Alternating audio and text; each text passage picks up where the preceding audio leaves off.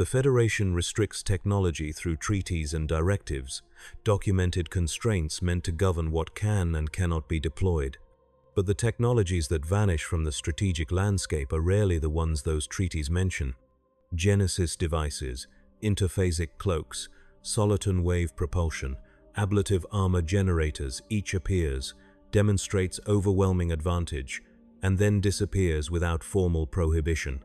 The real control structure operates beneath the written rules, enforced not by councils or law, but by collective fear of what happens when the framework of predictable conflict collapses. The Federation bans cloaking devices by treaty. The Kitoma Accords forbid certain subspace weapons. The Prime Directive restrains first contact. These are the official constraints, the documented red lines written into law and enforced by councils and courts. But they explain almost nothing about the actual shape of technological power in the galaxy. Starfleet develops and then abandons ablative armor generators. The Borg assimilate transwarp conduits, but never deploy Genesis technology. Entire categories of innovation appear once, demonstrate overwhelming tactical advantage, and then vanish from the strategic landscape without formal prohibition. The Treaty of Algeron does not explain why no one else perfected interphasic generators. The Temporal Accords do not explain why soliton waves disappeared. The real governance of technology in Star Trek operates beneath doctrine, beneath treaty language, beneath the frameworks that diplomats argue over in conference rooms. What controls technological development across the major powers is not law. It is a silent system of institutional memory, strategic fear, and enforced equilibrium. Certain innovations are treated as destabilizing regardless of their legality. Others are normalized despite their lethality. The difference is not capability. The difference is whether a technology threatens the foundational logic that keeps galactic civilization predictable. Every faction obeys this invisible framework because the alternative is mutual annihilation or the collapse of every power structure that currently exists. The unspoken rules are stronger than the written ones because they are built on survival instinct, not political negotiation. This is the structure that determines which breakthroughs spread and which are buried. Technology in Star Trek is supposed to advance through controlled iteration. Starfleet develops new shield harmonics, new warp field geometries, new weapon emitters.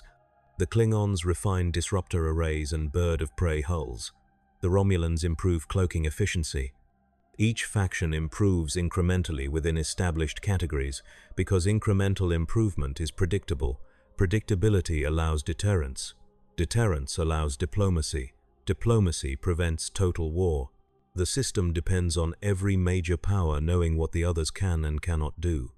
When a technology breaks that predictability, when it offers a capability so asymmetric that existing strategic assumptions collapse, the system reacts, not through treaty, not through council vote, through suppression, neglect, or quiet abandonment. The visible governance structures, the treaties and accords and diplomatic frameworks serve primarily to formalize decisions already made by institutional instinct. The pattern becomes clear in the technologies that appear only once. The Genesis device detonates in the Mutara Nebula in 2285. Within seconds, it reorganizes lifeless matter into a functioning biosphere. The strategic implications are instant and absolute. A single torpedo can convert an asteroid into a habitable world or a habitable world into molten slag. No existing defense counters it, no treaty restricts it, no law forbids its development. Starfleet does not outlaw Genesis. Starfleet does not classify it. Starfleet does not lock the data behind security protocols accessible only to admirals. Instead, Genesis simply stops. The research station on Regular One is destroyed. The lead scientist is dead. The prototype planet collapses due to the use of protomatter, a detail that becomes the official explanation for why the program cannot continue. But protomatter is a materials engineering problem, not a conceptual barrier. The underlying matrix technology remains sound. Starfleet could have refined it. Starfleet could have assigned new teams.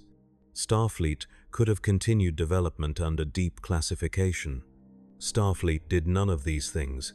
The cost of Genesis is not technical, the cost is strategic. A weapon that can annihilate planets bypasses every existing framework for proportional response. It removes the possibility of limited conflict. It makes every border dispute existential. If the Federation deploys Genesis, the Klingon Empire must assume every Federation starship is a potential planet killer. If the Klingons acquire Genesis, the Romulans must treat every engagement as a prelude to annihilation. Mutually assured destruction depends on rough parity. Genesis offers absolute asymmetry. The galaxy cannot absorb that level of destabilization and remain governable. So Genesis is allowed to die quietly, not through prohibition, but through institutional inertia. No one restarts the program. No one asks why. The Federation had the chance to monopolize the most powerful weapon in known space, and it chose not to. That choice was never codified. It was simply understood. The same logic governs phasing technology. The USS Enterprise D encounters interphasic organisms in 2368. Geordi LaForge and Ro Laren phase out of normal space while remaining physically present on the ship. They pass through matter. They cannot be detected. They observe the crew without being observed. The tactical application is immediate. An interphasic cloak would render a vessel undetectable by any known sensor and invulnerable to any known weapon. It would allow a ship to fire from inside an enemy vessel's shields. It would make espionage trivial and assassination unpreventable. Starfleet recovers LaForge and Ro using an Enion emitter tuned to interphasic frequencies. The technology to detect and interact with phased matter exists. Starfleet does not pursue it. No directive forbids research into interphasic systems. No treaty restricts their deployment. No external pressure prevents their development. They are simply never mentioned again. The Romulans experiment with an interphasic generator in 2369. The IRW Kazara uses it to penetrate planetary shields and cloak while firing. The device fails, and the ship is destroyed. The Romulan Star Empire does not follow up. They possess one of the most advanced cloaking research programs in the quadrant. They have every incentive to solve the interphasic problem. They do not. The Klingons encounter the same technology. They do not pursue it. The pattern holds across every major power. Interphasic systems are not banned. They are not restricted. They are avoided. The reason is the same as Genesis. A cloak that allows a ship to pass through shields and fire from inside an enemy hull removes every constraint that makes space combat predictable. It collapses deterrence. It makes preemptive strikes the only rational strategy. If one power deploys interphasic weapons, every other power must assume they are already being targeted and cannot know until the attack lands. The system cannot survive that level of paranoia. So interphasic technology is abandoned by mutual unspoken agreement. No treaty is signed, no council meets, every faction simply stops. Soliton wave propulsion is tested in 2368. A subspace wave is generated, and a test ship rides it at warp speeds without using a warp drive. The energy cost is paid by the generating station, not the ship. If refined, Soliton wave technology would allow non-warp capable vessels to travel at warp speeds using externally generated waves. It would allow mass transit of colony ships. It would allow rapid deployment of non-combat vessels. It would change the economics of interstellar expansion. The test wave destabilizes and threatens a planetary colony. The Enterprise D disrupts it with photon torpedoes. The wave collapses. The test is deemed a failure. Starfleet does not repeat the experiment. No follow-up research is conducted. No team is assigned to refine the wave stability algorithms. Soliton wave propulsion is never mentioned in subsequent encounters. The cost is not technical failure. The cost is strategic. Soliton waves can be weaponized. A destabilized wave carries enough energy to shatter a planet. If the technology were refined, it would give any faction with the infrastructure to generate waves the ability to destroy distant targets without deploying ships. It would turn subspace wave generators into siege weapons capable of threatening entire star systems from light years away. The Treaty of Algeron restricts cloaking devices. The Khitomer Accords restrict certain subspace weapons. Neither treaty mentions soliton waves. They do not need to. Soliton wave technology is abandoned because refining it would turn every wave generator into a potential doomsday weapon, and no faction wants to live in a galaxy where colonies can be destroyed by distant facilities they cannot detect or retaliate against. So the research stops. Not because it failed, because it succeeded too well. Metaphasic shielding is developed in 2369. Dr. Rager designs a shield that allows a shuttle to enter the corona of a star. The test succeeds. The shuttle survives. Metaphasic shields would allow ships to hide in stellar coronas, to use stars as tactical cover, to operate in environments previously considered uninhabitable. Starfleet does not deploy metaphasic shields. Rager is murdered during the initial trials. His research is not continued. No other scientist picks up the work. Metaphasic shielding would allow submarines in space. It would let vessels hide in stars and strike without warning. It would remove one of the last predictable elements of space combat, the assumption that ships must operate in detectable regions of normal space. If every star becomes a potential hiding place, sensor sweeps become meaningless. Deterrence depends on knowing where the enemy fleet is. Metaphasic shielding makes that impossible. The Federation does not ban it. The Federation does not classify it. The Federation simply does not build it. The Klingons do not build it. The Romulans do not build it. Rager's metaphasic generator is mentioned once and then disappears from the record. These are not isolated incidents. They are expressions of the same underlying doctrine. Pattern break. The Borg represent the only faction that does not obey the unspoken rules. The collective assimilates every technology it encounters. It integrates transwarp conduits, adaptive shielding, nanoprobe weaponry, assimilation tubules. It does not suppress destabilizing innovations. It does not avoid asymmetric advantages. The Borg do not operate within a framework of mutual deterrence because the Borg do not negotiate. They do not fear destabilization because they do not depend on galactic equilibrium. Every encounter with the Borg demonstrates what happens when a faction ignores the invisible constraints that govern everyone else. The Borg are unstoppable not because their technology is superior in every category, but because they are willing to deploy every advantage without restraint. A single cube destroys 39 Starfleet vessels at Wolf 359. The Federation loses an entire fleet. The Borg lose one ship. The asymmetry is absolute, and yet the Borg do not assimilate Genesis technology. They do not deploy soliton wave weapons. They do not use interphasic cloaks. The Borg encounter the Genesis research data when they assimilate Federation databases. They encounter interphasic technology when they assimilate Romulan facilities. They do not integrate these systems into their tactical doctrine. The reason is not ethical restraint. The Borg have no ethics. The reason is that certain technologies destabilize even the Borg. Genesis technology requires protomatter, and protomatter-based systems decay unpredictably. The Borg prioritize reliability.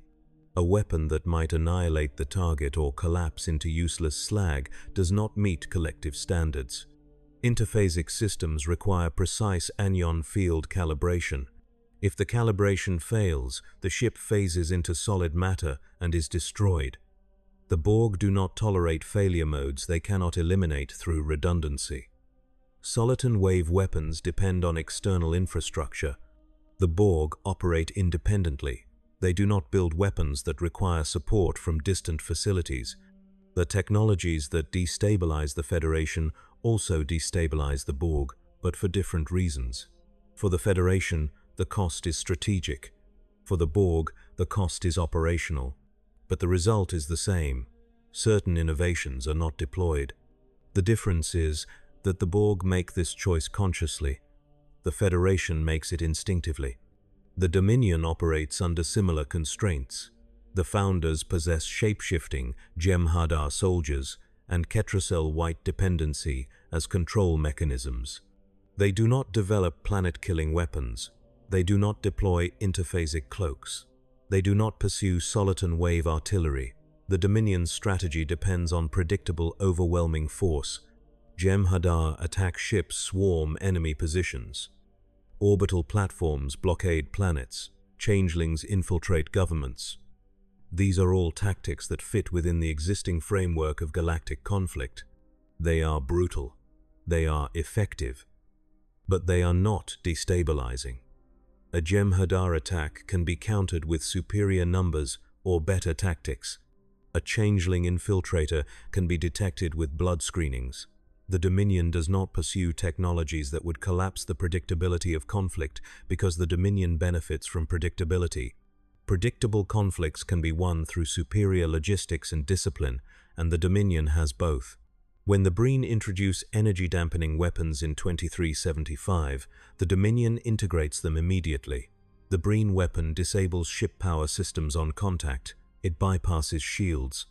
It removes entire vessels from combat without destroying them.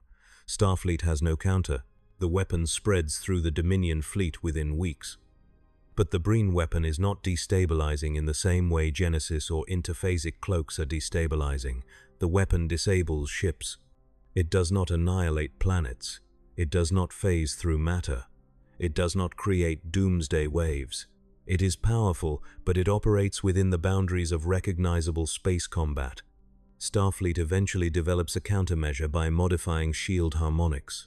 The Breen weapon becomes one more tactical variable, not an existential threat to the framework of war. The Dominion deploys the Breen weapon because it enhances their existing strategy without breaking the system. The Dominion does not deploy Genesis because Genesis would break the system, and the Dominion depends on the system remaining intact. Pattern break. The arms race between major powers is not driven by capability. It is driven by acceptable risk. Photon torpedoes are acceptable. Quantum torpedoes are acceptable. Transphasic torpedoes are acceptable. Each represents an incremental improvement in yield and penetration.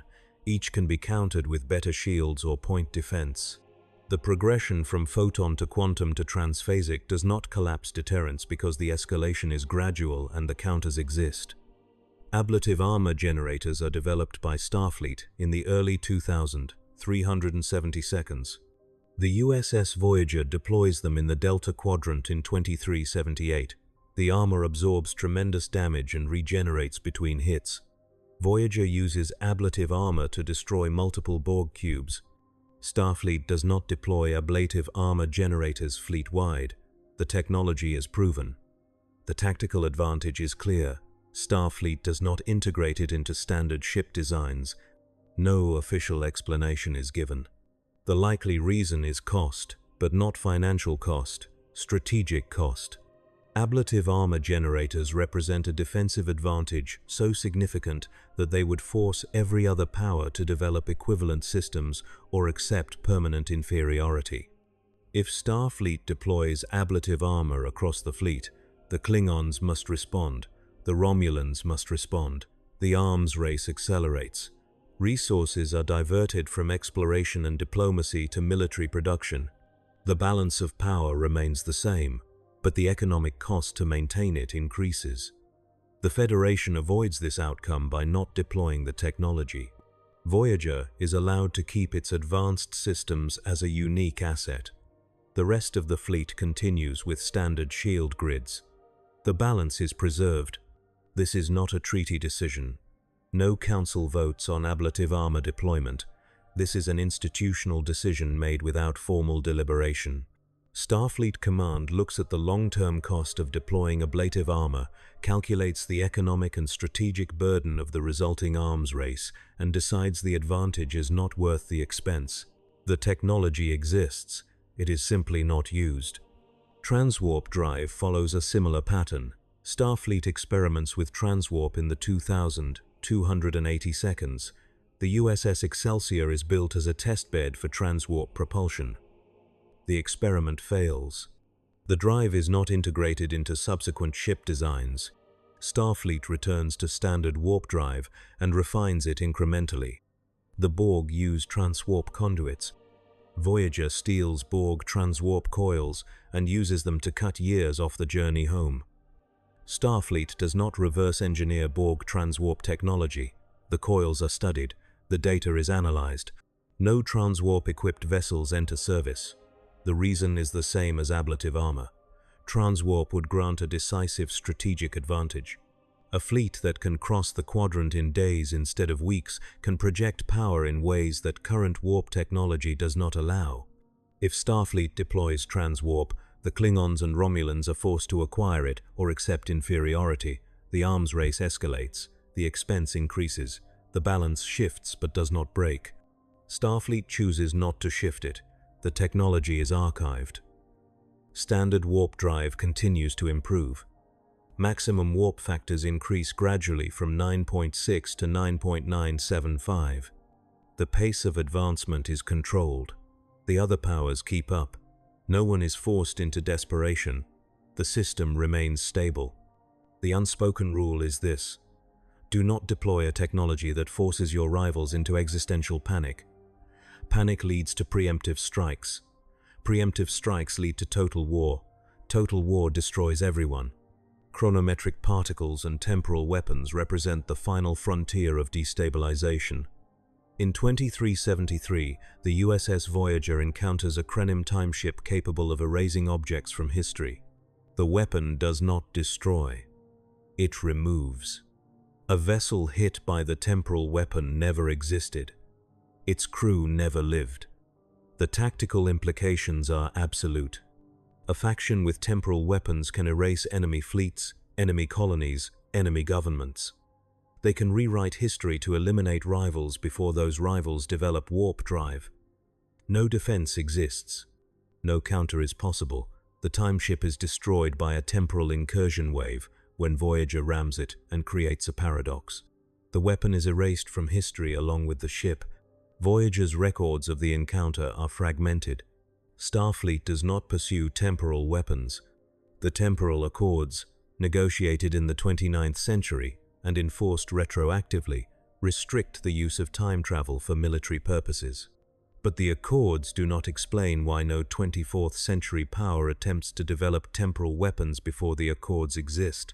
The answer is that no one needs the accords to understand the cost. A galaxy where factions can erase each other from history is a galaxy where civilization cannot exist. Temporal weapons are not just destabilizing, they are civilization ending. Every major power in the 24th century avoids temporal technology, not because it is illegal, but because using it would guarantee mutual annihilation across all timelines. The fear is not of losing a war, the fear is of ceasing to have ever existed. That level of terror enforces restraint more effectively than any treaty. The temporal accords formalize a rule that every faction already follows. They do not create the restraint, they document it. Pattern break. The question is not why certain technologies are suppressed. The question is why suppression works. Factions in Star Trek operate in a multipolar strategic environment. No single power dominates. The Federation, the Klingon Empire, the Romulan Star Empire, and the Cardassian Union maintain rough parity. The Dominion and the Borg represent external threats, but even they do not achieve permanent control. In a multipolar environment, every faction knows that deploying a destabilizing technology will trigger a response.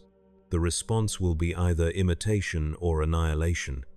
If the Romulans deploy interphasic cloaks, the Federation and the Klingons will either develop interphasic detection systems or launch preemptive strikes to destroy Romulan shipyards. The Romulans understand this. They do not deploy interphasic cloaks.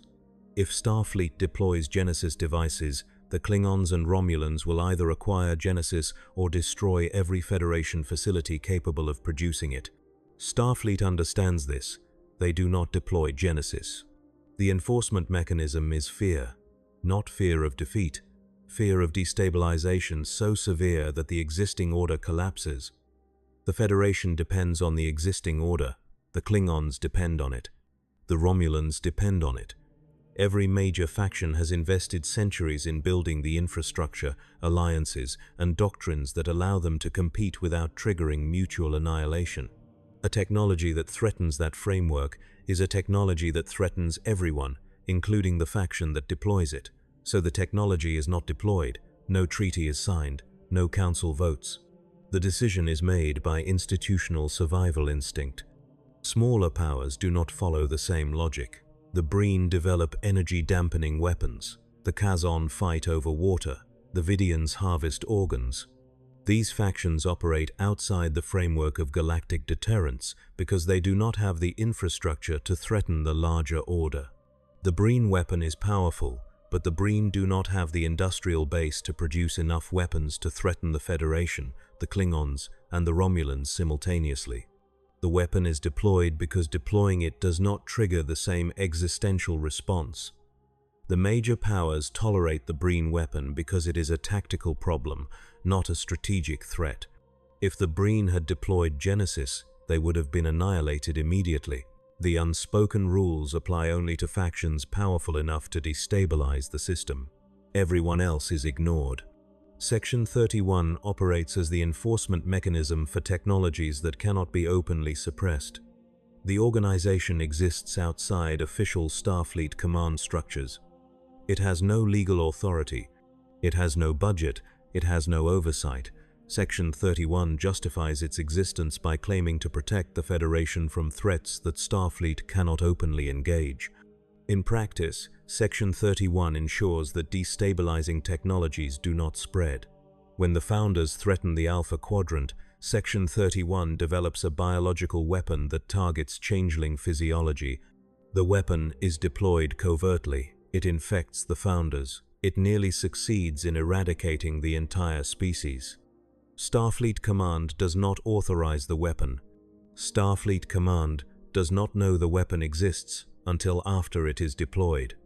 Section 31 makes the decision unilaterally. The morphogenic virus is not a destabilizing technology in the same sense as Genesis or interphasic cloaks. It is a biological weapon targeted at a specific species.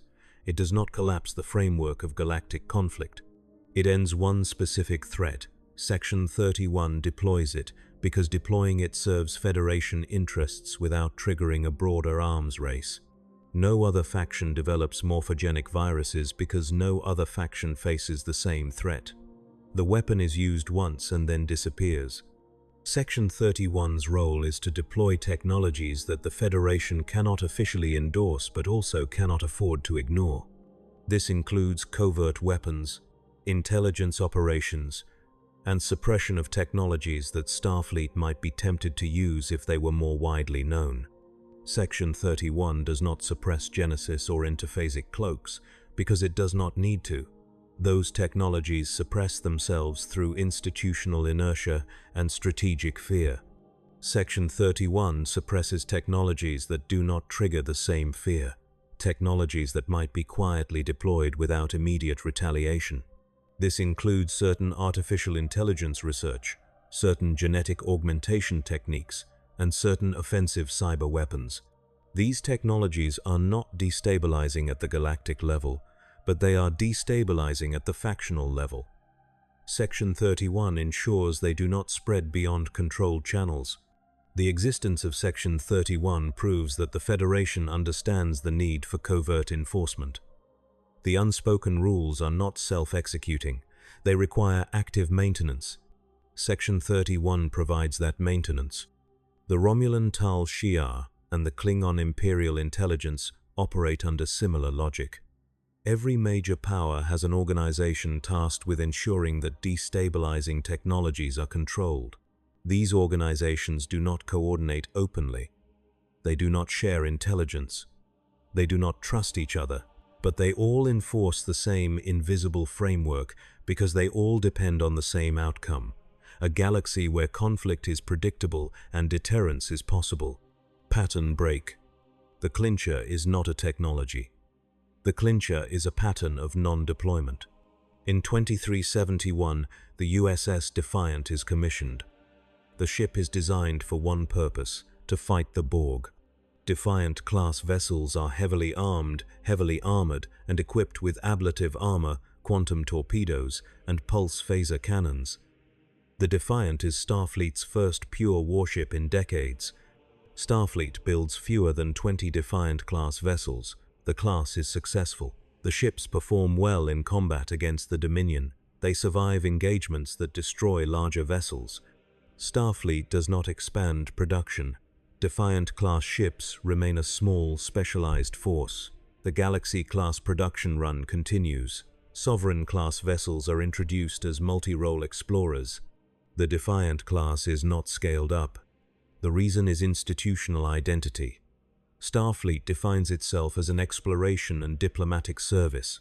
Warships contradict that identity. The Defiant class exists because the Borg forced Starfleet to build it.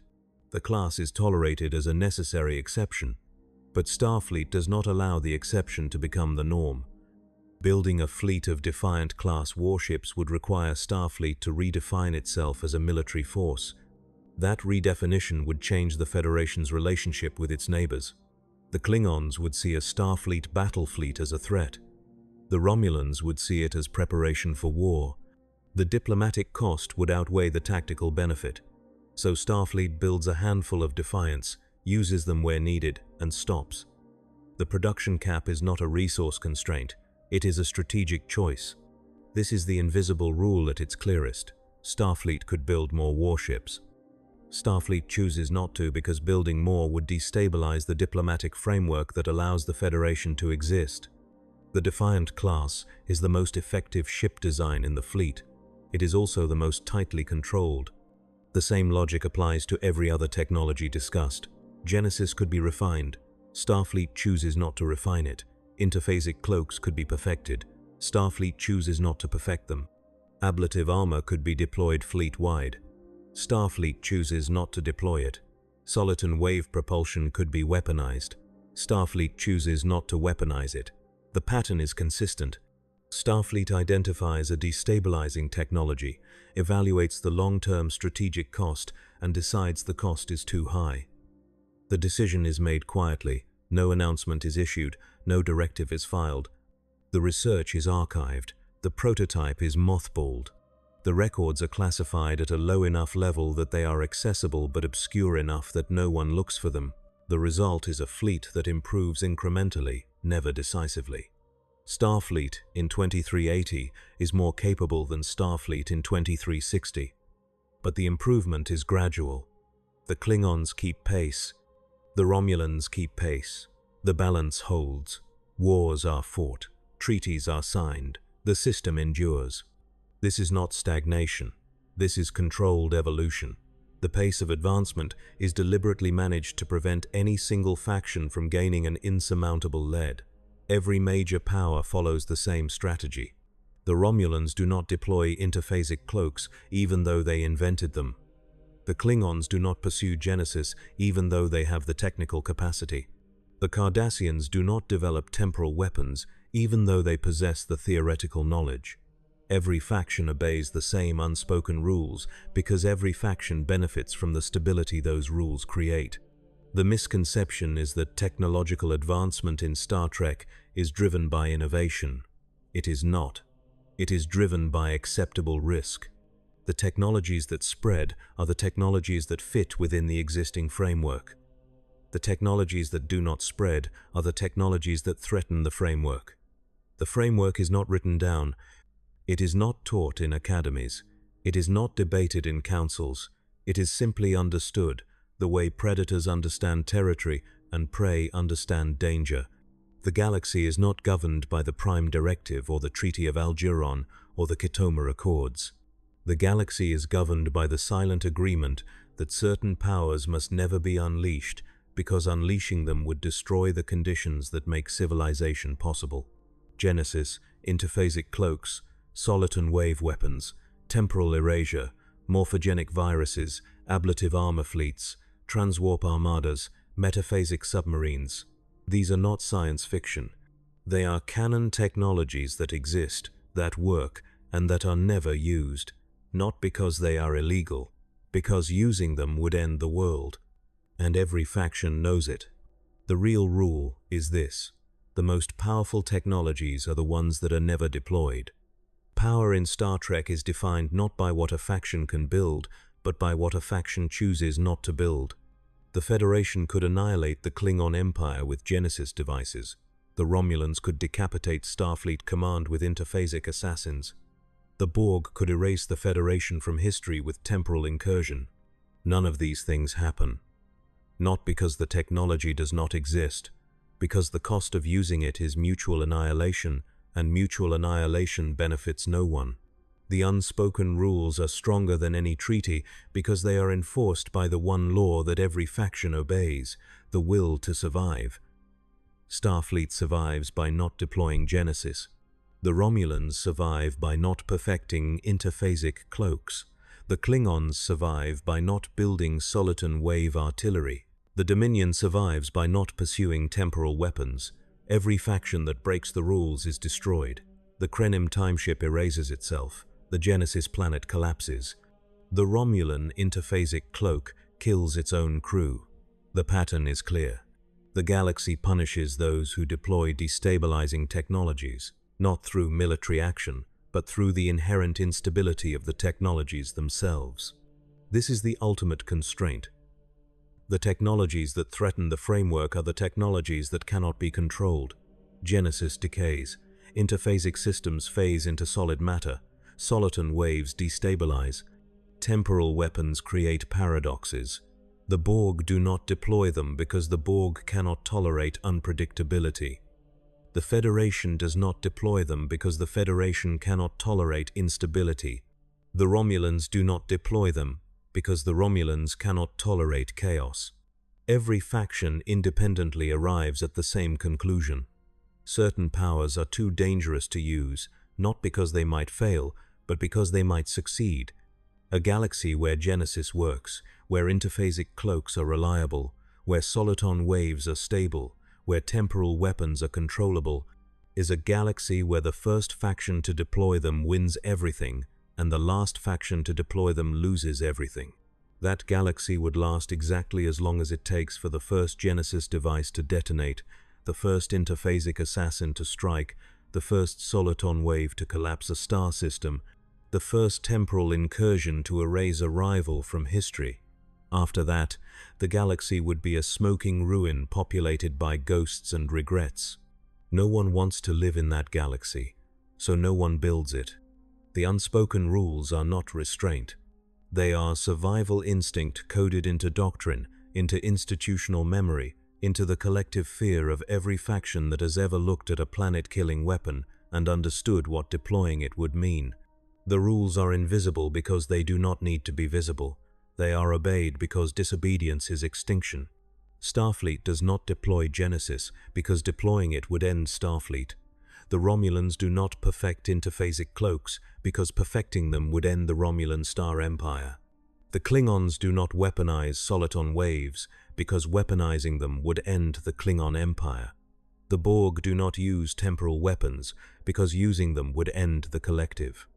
Every faction understands this.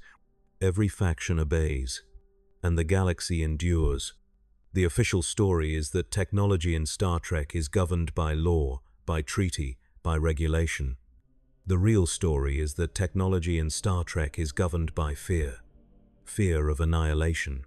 Fear of destabilization. Fear of a galaxy where deterrence is impossible and survival depends on striking first. That fear is rational. It is justified.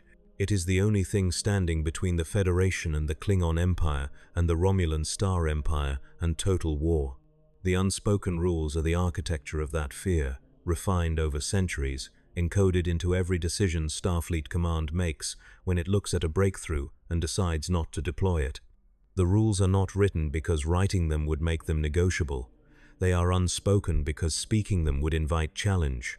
They exist in the space between doctrine and instinct, in the moment when an admiral looks at a Genesis torpedo and says no, not because regulations forbid it, but because unleashing it would break the world. That is the real governance of technology in Star Trek, not the Prime Directive, not the treaties, not the councils or the courts or the diplomats arguing in conference rooms. The governance is silence. The governance is restraint. The governance is the decision, made over and over across every faction and every era, to step back from the edge and choose survival over dominance. And it works. Not because the factions trust each other, because they fear the alternative more.